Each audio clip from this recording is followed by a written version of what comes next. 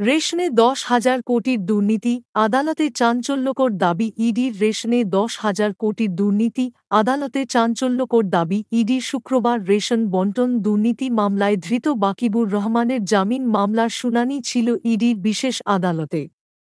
সেই শুনানিতে শুক্রবার ইডির তরফে আদালতে উপস্থিত ছিলেন ভাস্কর প্রসাদ বন্দ্যোপাধ্যায়। অন্যদিকে বাকিবুর রহমানের হয়ে আদালতে সওয়াল করেন আইনজীবী সন্দীপন গঙ্গোপাধ্যায়।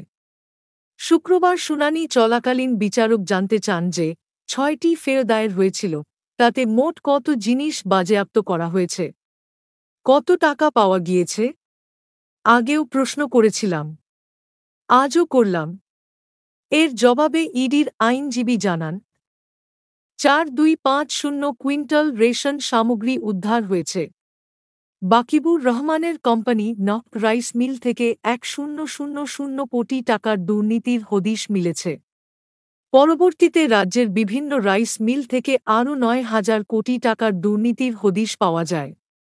গণবণ্টন ব্যবস্থাকে নিয়ন্ত্রণ করে রাজ্য এবং কেন্দ্র উভয়ই।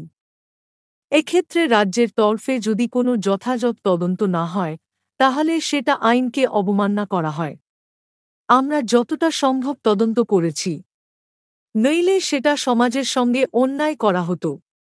এই প্রেক্ষিতে তদন্তকারী আধিকারিকের কাছে বিচারক জানতে চান যে আপনারা এই তদন্ত কি শুধু বয়ানের ভিত্তিতে করেছেন।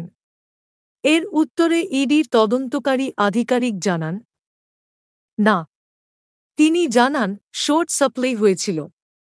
এই রেশন দুর্নীতিকাণ্ডের মূল চক্রী বাকিবুর রহমান। রেশন বণ্টনের ক্ষেত্রে কেন্দ্র এবং রাজ্যের উভয়েরই ভূমিকা রয়েছে।